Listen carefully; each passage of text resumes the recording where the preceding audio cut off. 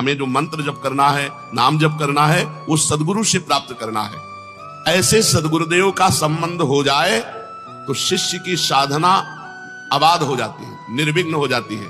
गुरु कृपा से वो साधन पथ पर जो नाम मंत्र मिला, केवल गुरु जी के श्रीमुख से जो मिला है, वही हमारी साधना होनी चाहिए। गुरु कृपा के बिना तो हरि अनुग्रह भी व्यर्थ हो जाता है। गुरु कृपा के बिना हरि कृपा भी व्यर्थ हो जाती है। जैसे कमल को विकसित करने वाला सूर्य अगर जल से अलग कर दिया जाए तो वही सूर्य उस कमल को सुखा करके व्यर्थ कर देगा। जल का संयोग, गुरु का संयोग, हरि कृपा, सूर्य प्रकाश। जैसे सूर्य प्रकाश होने पर कमल खिल जाता है, कौन? जो जल के संयोग में है। ऐसे ही हरि कृपा जो गुरु के संयोग में है, वो प्रतिपल उसको खिला देती है, सिद्ध बना देती है। अगर वही अभिमान करके गुरु से अलग हो जाए तो जैसे वही सूर्य कमल को खिलाता है लेकिन जल संबंध ना होने पर कमल को सुखा देता है, ऐसे हरि कृपा उसको सुखा डालेगी। विघ्न पर विघ्न उसके जीवन में आ जाएंगे। नारायणोपि विकृतिम याति गुरोः प्रच्युतस्य दुर्बुद्धेः कमलम जलादपेतम शोषयति रविर न पोषयति। वो दुर्बुद्धि है जो अपने गुरु का अवहेलना करके, अवज्ञा करके मनमानी साधन करता है, उसको ऐसे नारायण जला डालेंगे जैसे सूर्य जल से संबंध रहित कमल को जला डालते हैं। वही कमल को खिलाता है लेकिन जल संबंध होना चाहिए। अगर जल संबंध नहीं तो वही सूर्य ताप कमल को शुष्क कर देता है। ऐसे ही गुरु संबंध यदि आपने अवहेलना कर दी तो चाहे जितना साधन करो, हरि का ताप तुम्हें जला डालेगा। तुम्हारे कोई भी साधन सिद्ध नहीं होंगे। इसलिए सबसे पहला गुरु चरणों का आश्रय और गुरु मुख से निकला हुआ नाम मंत्र का अनुष्ठान किया जाए और आचरणों की शुद्धि। ये 12 बातें हैं। यदि ये 12 बातें हैं तो आपका नाम मंत्र बहुत जल्दी सिद्ध हो जाएगा। पहला बात, गुरु के द्वारा मिला हुआ नाम मंत्र होना चाहिए। फिर ये 12 आचरण होने चाहिए। ये 12 आचरण अगर हैं तो साधक साधन संपन्न माना जाता है। पहला अहिंसा, दूसरा सत्य, तीसरा आस्तेय, चौथा ब्रह्मचर्य, पांचवा सार्वभौम प्रेम, छठवां समस्त भूतों के हित में रत रहना, सातवां समत्व भाव, आठवां घृणा का भाव, नवां निष्कपटता, 10वां दया, 11वां क्षमा और 12वां निरहंकारता। ये 12 लक्षण हैं। अब पहले लक्षण पर अहिंसा। साधक सदैव सावधान रहे, मन से, वाणी से या शरीर से किसी को भी कष्ट न पहुंचाए। ना मन से किसी को कष्ट पहुंचाने की बात सोचनी है, ना वाणी ऐसी बोलनी है कि किसी को कष्ट पहुंचे, ना शरीर से कोई क्रिया ऐसी करनी है। हिंसा 3 प्रकार की होती है, कृत, कारित, अनुमोदित। कृत जो स्वयं हिंसा की जाए, वाणी से या मन से या शरीर से। कारित जो दूसरों से करवाई जाए। अनुमोदित जो हिंसा का अनुमोदन। तीनों प्रकार के दोष साधक में नहीं होने चाहिए। ना तो कृत हिंसा होनी चाहिए, ना कारित हिंसा होनी चाहिए कि हम दूसरे से करवा दिया, और ना अनुमोदन, कोई किसी को कष्ट दे रहा है तो अनुमोदन भी नहीं करना।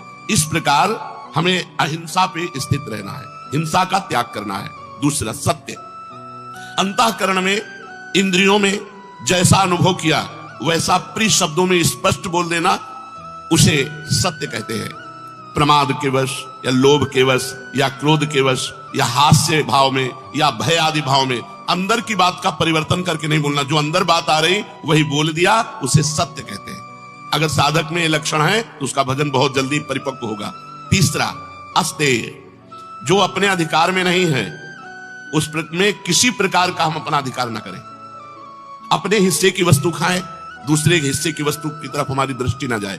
दूसरे के अधिकार की वस्तु ना, अस्ते माने चोरी ना करना, दूसरे के अधिकार की अपने अधिकार में ना लाना, दूसरे के हिस्से को अपने हिस्से में ना लेना। बहुत सावधान रहे, अपने हिस्से की वस्तु का सेवन करे, अधिक नहीं। चोरी किसी की ना करें, जिस पर हमारा अधिकार नहीं उसको हम छुए भी नहीं। चौथा ब्रह्मचर्य। अगर भगवत प्राप्ति करनी है तो ये बहुत जोर का लक्षण है। अगर ब्रह्मचर्य नहीं धारण करोगे तो मन संकल्प विकल्प भोगों का बंद नहीं करेगा। मन संकल्प विकल्प नहीं बंद करेगा तो भजन होगा ही नहीं। वो भजन एक दिखावा होता है, सच्चा भजन होता है ब्रह्मचर्य में। गृहस्थ में भी रहते हुए जो कभी संतान उत्पत्ति के लिए अपनी पत्नी से सहवास करे वो ब्रह्मचारी ही माना जाता है। लेकिन जो पराई स्त्री की तरफ काम दृष्टि से देखना है ये बहुत हानिकारक है। 8 प्रकार के मैथुनों का त्यागी, पीछे वर्णन हुए 8 प्रकार के मैथुनों का। मन, वाणी और शरीर से अपने को ब्रह्मचर्य रखना। शरीर का ब्रह्मचर्य, मन का ब्रह्मचर्य, वाणी का ब्रह्मचर्य, सब इंद्रियों का ब्रह्मचर्य। भगवत प्राप्ति ऐसे थोड़ी होती है। उपासक को बहुत सावधान रहना चाहिए। इतनी गंदगी मची हुई है समाज में, जो सत्संग नहीं सुनते, शास्त्र स्वाध्याय नहीं करते, पशुवत आचरणों में उतरे हुए। अपने यहाँ तो जब प्रश्न के बातें आती हैं तब समझ में आता है कि ऐसे भी लोग हैं। साधकों को चाहिए कि किंचन मात्र भी अपने में त्रुटि न रखे। ब्रह्मचर्य बहुत अत्यंत आवश्यक है। ब्रह्मचर्य के बिना साधना अधूरी मानी जाती है। 8 प्रकार के मैथुनों का त्याग, मन वाणी शरीर से पवित्र रखना। सार्वभौम प्रेम, जगत के संपूर्ण जीवों में मेरे भगवान विराजमान है, ऐसी भावना ये बिना किए सिद्ध नहीं होगी। जो 5वां नंबर है वो सार्वभौम प्रेम। जो भी सामने आया हंस बोले, बहुमान दे, बहुत प्यार भरी बात बोले ना बोले, उसमें मेरे भगवान है, ऐसा हमारा प्रेम भाव।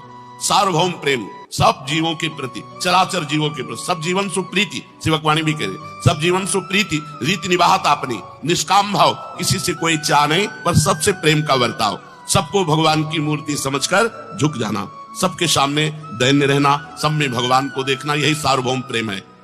समस्त भूतों के हित में रहना, 6वां, संसार के समस्त प्राणियों में स्वामी भाव रखना। मैं सेवक सचराचर, स्वामी रूप भगवंत, सो अनन्य गति जाके असमति न टरे हनुमंत। मैं सेवक सचराचर, रूप स्वामी भगवंत। चराचर जगत मेरा स्वामी का स्वरूप है, केवल मैं सेवक हूं। सेवक केवल हम, चराचर जगत मेरे स्वामी का रूप। इस समस्त भूतों के हित में रत रहना है। संसार के समस्त प्राणियों में सेवा भाव करने की भावना। पशु पक्षी जड़ चैतन्य सब हमारे स्वामी और हम सबके सेवक। सेवा भाव कहा गया है। हम सेवा तो नहीं कर पाएंगे सब चराचर जगत की, लेकिन चराचर जगत को स्वामी रूप से देखकर सेवा भावना हमारे हृदय में है। सब जगत हमारा स्वामी का रूप और मैं समस्त जगत का सेवक। ये वो बातें हैं जिनसे मैयासक्त मना होगे, जिससे भगवत प्राप्ति हो जाएगी। अगर ये बातें नहीं है तो साधक खोखला है।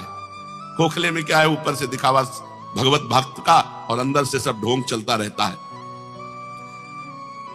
7वां, समत्व भाव, समस्त जीवों में समान अधिकार परमात्मा का।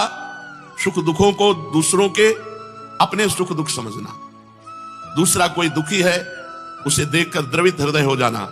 सब में एक ही तत्व विराजमान, जो यहां वो यहां। तो जैसे हमारे हाथ में पीड़ा हो तो हमें दर्द होता है, ऐसे किसी की पीड़ा देखकर हमें दुख होना। सब में समत्व भाव रखना। 8वां, किसी के प्रति भी घृणा न होना। ईश्वर ही स्वयं सृष्टि के रूप में है, सभी जीव वही बना हुआ है, अतएव किसी भी जीव से घृणा नहीं होनी चाहिए। ऐसा दृढ़ निश्चय होना चाहिए। कोई घृणित रूप में, कोई घृणा की, अगर हमारे अंदर घृणा आ रही तो हम साधक नहीं, उसमें भी मेरा प्रभु है। घृणा की किंचित मात्र भावना ना होना। और 9वां, निष्कपटता। साधक के व्यवहार में कपट नहीं होना चाहिए। व्यवहार, कथन, क्रिया तीनों एक होनी चाहिए। जो मन में वही वचन में, वही क्रिया में, तो निष्कपट व्यवहार कहा जाता है। मन में कुछ और, वाणी में कुछ और, क्रिया में कुछ और, ये कपटी पुरुष के लक्षण है। 10वां, दया। जगत के किसी भी जीव के दुख को देख करके तत्पर हो जाना उसकी दुख निवृत्ति के लिए। दया, पर सावधानी, दया बिना साधु कसाई, और दया करी तो आफत आई। दया में ही भरत जी के 3 जन्म लगे थे। दया ऐसे करो जैसे डूबने वाले को बचाने के लिए सहारा दे दिया, स्वयं को नहीं पकड़ाया। अगर स्वयं को पकड़ाओगे तो पहले वो तुम्हें डुबोएगा, मरेगा तो वो भी, पहले तुम्हें मारेगा बाद में वो मरेगा। ऐसे ही विषयी पुरुषों पर, भ्रष्ट पुरुषों पर, विमुख जनों पर, भगवत चरणारविंद से जो बिलग हैं, इन पे दया करो। इन्हें नाम रूप पकड़ाओ और आप बचो। नाम रूप पकड़ाओ, भव समुद्र से निकालने के लिए भगवान के नाम रूप गुण लीला को पकड़ाओ और आप बचे रहो। आप बिल्कुल असंग रहो। दया बिना साधु कसाई, और दया करी तो आफत आई। दया के बिना तो साधुता ही नहीं, पर दया संभाल के करे, जिससे अपने आप को परमार्थ से भ्रष्ट ना कर दे। 11वां, क्षमा। कोई कितना भी सताए पर उसके साथ हमारा व्यवहार प्रेम में होना चाहिए। ये साधु की साधुता है, ये साधक की साधना है। यदि कोई भी हमारे साथ गलत व्यवहार करता है, गाली देता है, अपमान करता है, निंदा करता है, तो जब हम उससे मिले तो हमारे चेहरे में सौम्यता होनी चाहिए, और ऐसे ही मिले जैसे प्रेमी जनों से मिलते हैं। ये याद भी ना रहना चाहिए कि कल इसने हमको गाली दिया था, कल इसने हमारा अपमान। नहीं, सब में प्रभु है। प्रभु प्रेरित चेष्टा हो रही थी, वो तो हमारी परीक्षा हो रही थी। हमें पुष्ट करने के लिए भगवान इसको निमित्त बनाया, इसका कोई दोष नहीं। वो क्षमा, वो हृदय से ऐसे क्षमा कर देता है कि कल किए हुए अपराध की स्मृति भी दूसरे दिन नहीं रहती। वो प्रेम व्यवहार। सेवक वाणी में महाप्रभु के लिए कहा गया, करत जे अनुसहन निंदक तिनहु पे अनुग्रह करो। जो अनसहन कर रहे थे, जो निंदा कर रहे थे, उन पर भी कृपा की, प्रेम किया। 12वां निरहंकारता। ये सब साधन करते हुए भी अपने में किसी प्रकार की विशिष्ट भावना का आरोप न जगने देना कि और साधक तो सर से हम थोड़ा कुछ विशिष्ट हैं। नहीं, ये सब साधन के अंग होने पर भी अपने हृदय में अहंकार ना आना, ऐसा अभिमान ना होना कि मैं तो बहुत अच्छा साधक हूं, ये सारे लक्षण मेरे में हैं। नहीं, ये भगवान के द्वारा गुरु भगवान के द्वारा प्रदत्त है। मैयासक्त मना होने के लिए पहली बात, सिद्ध संप्रदाय से दीक्षित, स्थित और सिद्ध हुए सदगुरुदेव भगवान का वर्ण करना, जो हमारे आचरणों पर शासन करके हमें उपदेश के द्वारा सत्मार्ग प्रशस्त कराए। ऐसे सदगुरुदेव का वर्ण, उनके मुख से नाम मंत्र सुनकर निरंतर जपना। और ये 12 सावधानी रखना, अहिंसा, सत्य, अस्तेय, ब्रह्मचर्य, सार्वभौम प्रेम, समस्त भूतों के हित में रहना, समत्व भाव, घृणा का भाव, निष्कपटता, दया, क्षमा, निरहंकारता। यदि हम इस भाव से चले तो हम मैयासक्त मना हो जाएं। हमारा मन सिर्फ भगवान के भजन में डूबने लगे। फिर भगवान ने कहा, मदाश्रया, केवल मेरा आश्रय हो। जब हम भगवत मार्ग में चलते हैं तो कोई न कोई हमारे इस आश्रय के बीच में घुस जाता है, चाहे कोई व्यक्ति हो या धन हो या कोई संबंधी हो, कुछ न कुछ आशा ममता किसी और से होने लगती है। ये जीवन में नहीं होने देना चाहिए। साधक को जीवन भर इस बात से बचाए रखना चाहिए, हमें भगवान मिले ना मिले, लेकिन हम भगवान के सिवा किसी को अपना नहीं बना सकते, अपना नहीं बना सकते, अपना नहीं मान सकते। हमारा आश्रय पक्का, भरोसा दृढ़, तभी मदाश्रया माना जाएगा। और ये बहुत जोर की बात है, मैयासक्त मना से भी जोर की बात है मदाश्रया। अगर आश्रय पुष्ट है और मन चंचल है तो भी भगवत प्राप्ति हो जाएगी, पीछे आप सुन चुके। मदाश्रया, मेरी ही आशा, मेरा ही भरोसा, मेरा ही सहारा, मेरा ही विश्वास, सर्वथा मेरे जो आश्रित है उसे मदाश्रया कहते हैं। संसार के धन, संपत्ति, वैभव, विद्या, बुद्धि, योग्यता, कुटुंब आदि का जो आश्रय है, ये नाशवान है, ये मिटने वाला है, ये स्थिर नहीं है, सदा रहने वाला नहीं है, सदा के लिए पूर्ति तृप्ति करने वाला नहीं है। परंतु भगवान का आश्रय कभी किंचिन मात्र भी कम होने वाला नहीं, क्योंकि भगवान का आश्रय पहले था, भगवान का आश्रय अब भी है और भगवान का आश्रय आगे भी रहेगा। आश्रय केवल भगवान का लेना चाहिए। किसी विद्या का, धन का, साधना का, कोई बल का, किसी व्यक्ति का बिल्कुल आश्रय साधक के हृदय में नहीं होना चाहिए। योगम युंजन, इसका मतलब होता है अखंड संबंध। मैयासक्त मना, मन मेरे में आसक्त हो, और मदाश्रया, मेरे ही आश्रित हो। अब योगम युंजन माने अखंड संबंध। तो हमारा भगवान से अखंड संबंध था, है, रहेगा, क्योंकि ईश्वर अंश जीव अविनाशी, ईश्वर का अंश है जीव। ममई वांशो जीव लोके जीव भूता सनातना। हम भगवान के अंश हैं तो हमारा सीधा संबंध है। हमारे अंशी भगवान हैं, भगवान थे, भगवान रहेंगे। ये बीच में जितने संबंध माने हुए हैं इनका त्याग करना पड़ेगा।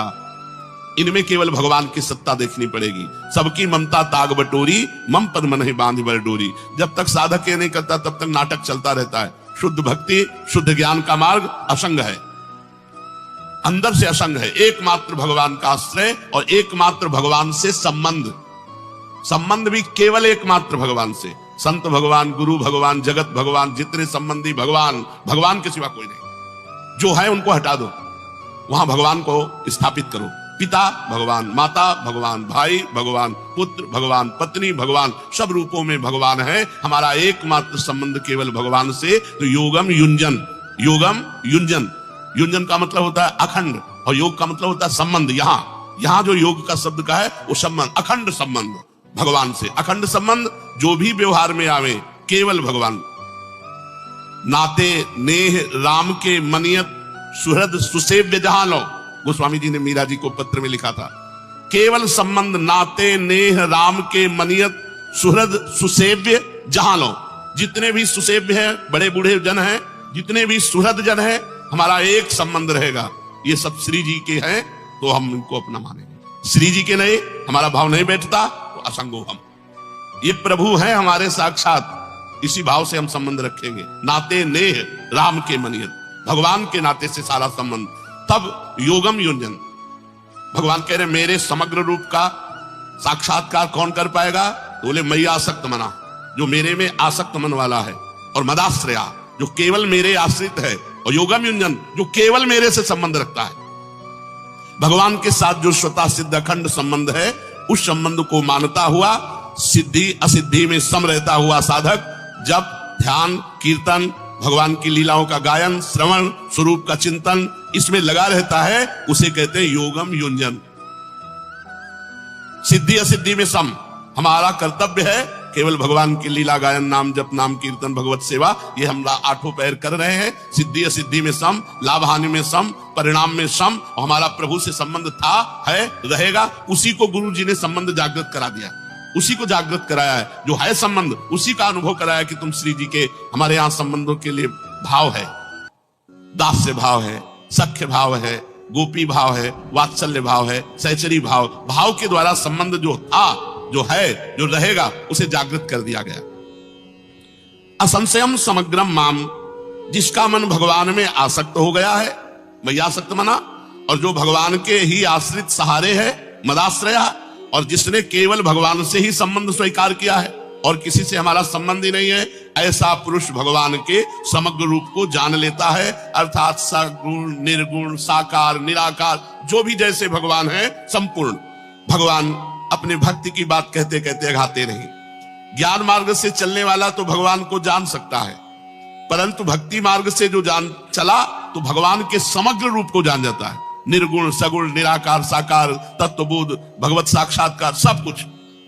अपने इष्ट का जिस रूप में दर्शन करना चाहता है, उस रूप में उसको दर्शन हो जाते हैं। इसमें खास बात समझनी है जो बड़ी कठिन है,